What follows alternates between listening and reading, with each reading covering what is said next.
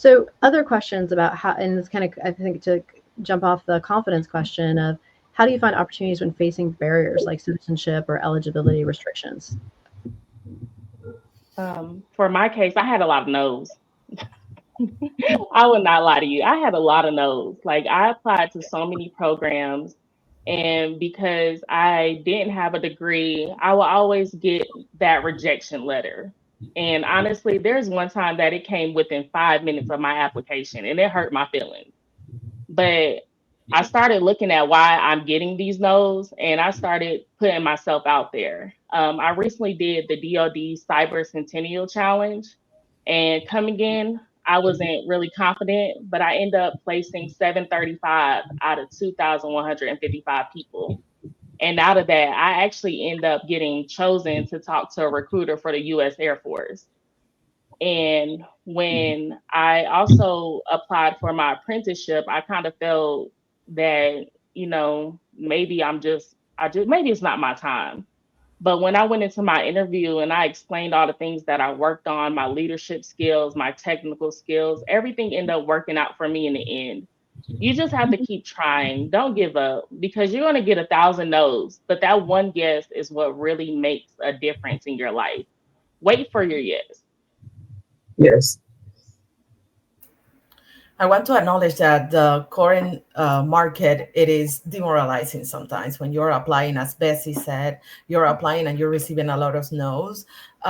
It's really hard. It's really hard on you. It's really hard on your confidence. You might think like, oh, what is happening? Like maybe I need to learn another thing. But the reality is the market is tough. And one thing to break through those barriers is networking. Networking helps a lot, like getting into connecting with people, attending to events. And when I'm saying events, I'm not talking even paid events. There are ton of resources and events that you can find on Eventbrite or Facebook or wherever you can see events that you can attend and start reaching out to folks. There are many people willing to help others, and despite the market and how tough it is, I'm not saying necessarily you are going to find right away a job, but people will have you in their minds. That one of the things that helped me to know about an opportunity, the job that I just found, that it was someone that say, "Hey, I saw this job and remind me of you," and they sent me the link for a job that I'm now applying. So, those opportunities happen. So that is an opportunity for you. Attend, network, connection with people. I want to piggyback off of what you said too. Eurellis, right? That's how you say your first name? Eurellis? Yes.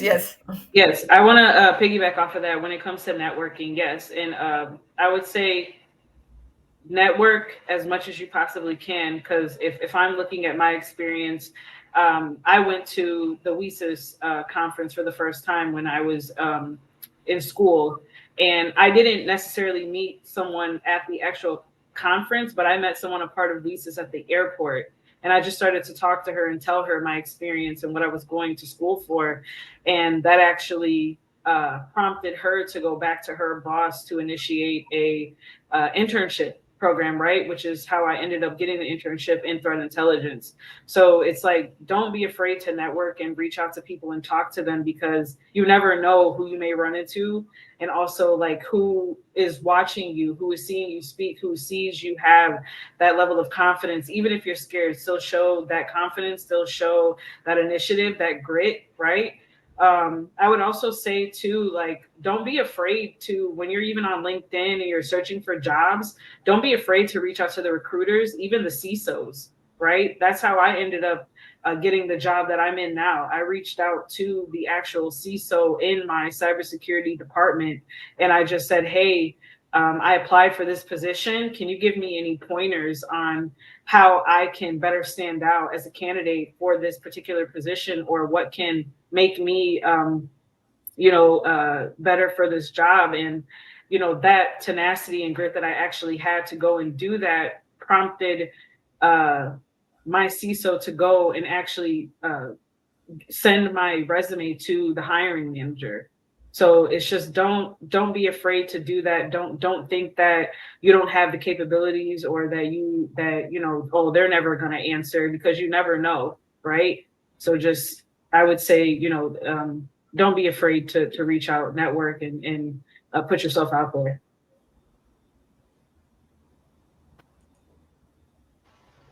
James. Long Beach Workers Innovation Network. Long Beach Workers Innovation Network helps folks who struggle, who have citizenship issues, right? And not only that, but they have career specialists who will help you. So if you wanted to get into a career in cybersecurity, but let's say you're struggling with eligibility requirements, such as you don't have certifications that would help with your resume and help you stand out, then they will help you find a way to finance, fund, and get the education. And to add to that, because Long Beach Workers Innovation Network is really dedicated to helping the citizens of Long Beach find work in the city of Long Beach.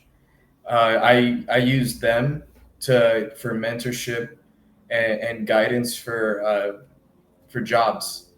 And had it not been for my career specialist, Christopher Akazuki, shout out to you, then I don't think I would have been able to land the position that I have, because mock interviews, just the human component is really vital in any job you do.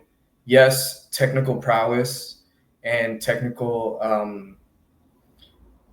being able to speak the technical language is important, and so is being a human being.